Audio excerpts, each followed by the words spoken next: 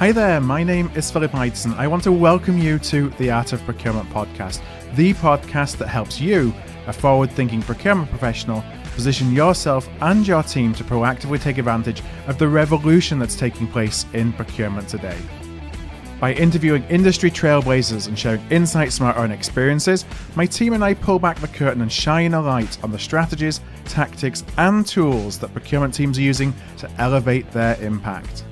Hi there, and welcome to this 4-part series from Art of Procurement in partnership with Sievo, where we look at how today's digital platforms and procurement capabilities can connect, support differentiated decision making, a core element of 10xing the impact of procurement.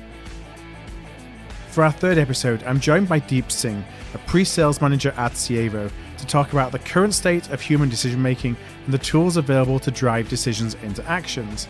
I started by asking Deep what he means when he talks about human decision making.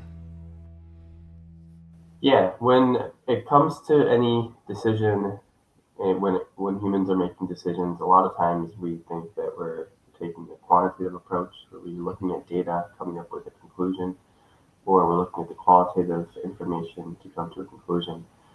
But most times what's happening, or what I've found happening in the world today, and especially with myself, amongst friends, family, is that even at work, we have to make quick decisions. So we have to make the best informed decision based off of the information we have at our hands or the tip of our fingers, or what we have access to, because of how fast things are changing. Mm-hmm. So human decision making is a quick decision based off the best, the most informed decision, or the most information you have available at your hands right now.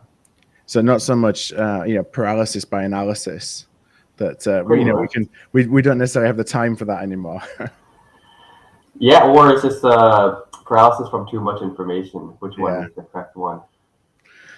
So if we think about applying that to procurement, how would you connect source of spend data in a global company with then how that data is used to make decisions or recommendations?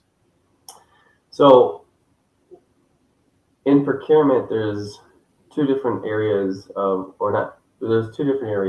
focus when it comes to procurement decisions. One is you're looking at cost reduction opportunities, year-over-year price changes, year-over-year spend changes.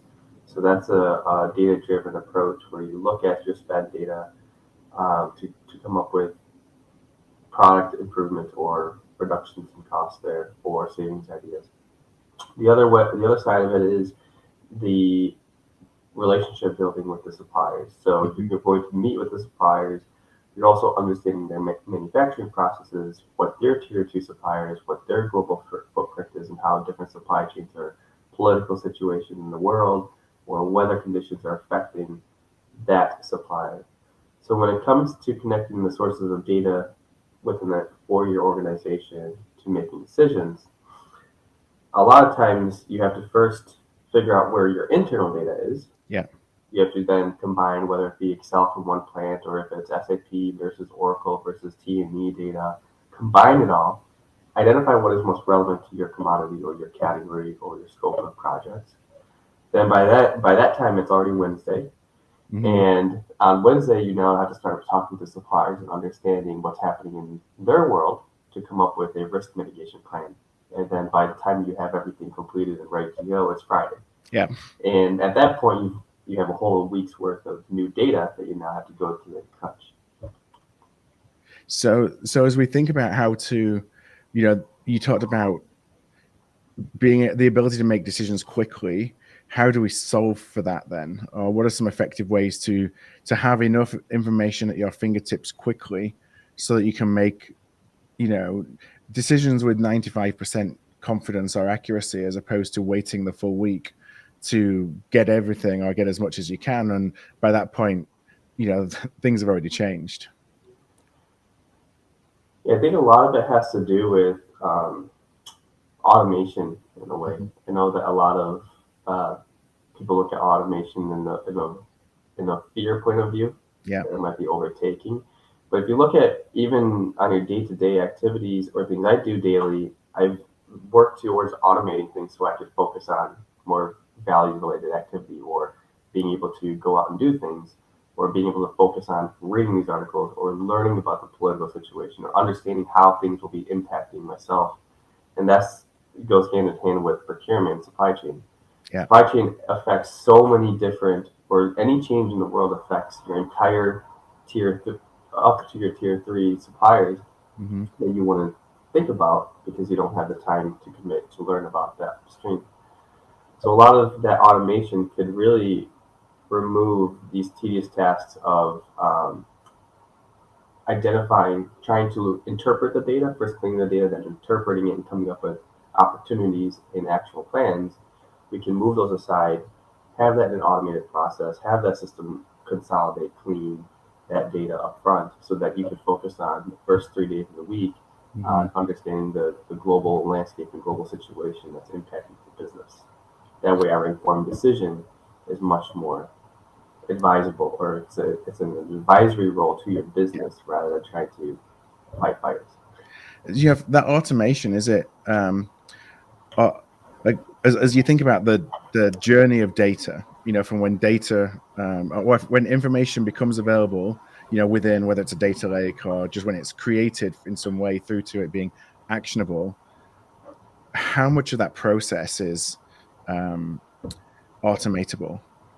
How much, what's kind of the human need to be involved in acquiring, interpreting that information versus a computer's ability to do the same? I think most of it is automatable, or you could use automation across most of that data collection within an internal organization. A lot of times, what occurs is, or at least in my past as well as today's in procurement or supply chain, we don't have access to that individual or that team does not have access to the raw data. Yeah. And so there's the assumption that it's bad data, so we can't automate that process.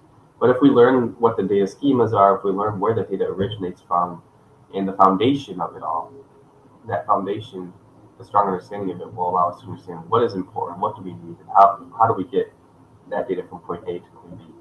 Mm-hmm. When we think about external data, because you talked about risk earlier, and risk is a good example where we're getting data from the outside that are coming in to help us make decisions as well. How do we think about bringing that in so that we can amplify the intelligence, at our fingertips, if you like, so that when we're making a decision, that we have as much available information as possible?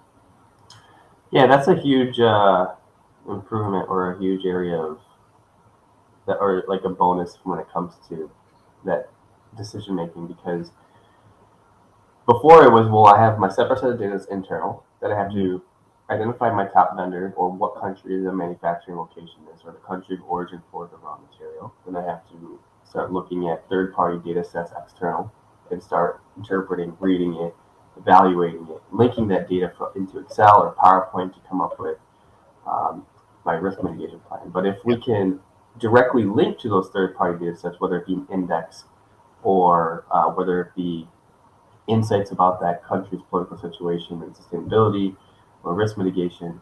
Or there's a company I read about that's using sensors to identify their inventory position as well Right. as learning about the weather condition within that region and how it might impact the next 3 months forecast for those hospitals, the inventory level.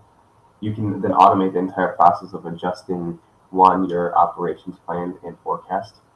Two, you could automate the process of identifying immediate risk when you wake up instead of Mm-hmm. having to interpret the data the whole day. And have it now that you have your cleansed data, you can then come up with alternative solutions immediately. Or three, even understand what the assessment of a supplier that you're working with, if anything has changed in their sustainability practices, Right. or if anything's impacting the country of origin of their actual raw material. So it's really about figuring out what are those sources of information that will be valuable. I think that's probably the hardest thing, is architecting that. So where can we grab information from externally to bring internally that will then be valuable in helping us become more predictive? Oh yeah, there's so many different data sources. There's so many different third-party data sets that do risk, that do sustainability, um, even trying to interpret weather data from weather forecasts to Mm-hmm. identify how to adjust the operations. I mean, there's so many different ideas, and there's so many different testing that's happening now as to how to use any data point globally to help understand or mitigate risk within the supply chain. So instead of that tedious task up front of qualitative data analytics and crunching and trying to identify price arbitrage or payment terms opportunities or all these negotiation tactics, we're trying to figure out, well, how do we now be proactive and identify the global supply risk that we may fall into? And what are those third-party data sets?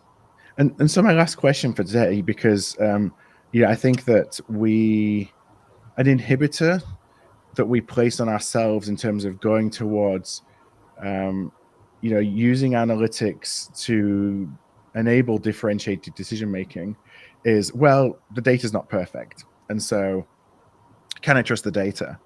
I think the reality is that data is never going to be perfect in all cases, at all times. So how do you at what point do you say, okay, this is a good enough, I'm confident enough in the data, knowing that, it's not 100% perfect, but that I can trust using it? Like, is there a point of diminishing returns when it comes to that cleansing of data? Yeah, I think there is diminishing returns at some point. We'll never have the most perfectly cleansed or most perfect set of data. It changes every day. Mm-hmm. I don't think that there's bad data or that the data is incorrect. Is a lot of times what I hear. It's what is the source of the data and where is the actual information sitting. So a lot of times you might get an interpretation from somebody else, Mm-hmm. or you might get information relayed about a topic or supply chain issue or the price material from somebody else. But if we look and understand the foundation of where that data exists, that helps us make better informed decisions because it's not bad data. Now we have the correct, accurate data, and we can use that to set us up to further. Thanks for listening in to today's episode, part of our 4-part podcast series focused on driving differentiated decision making, one of our core pillars of 10x Procurement, in partnership with Sievo. To listen back to the entire series, go to artofprocurement.com/decision series. That's artofprocurement.com/decision series.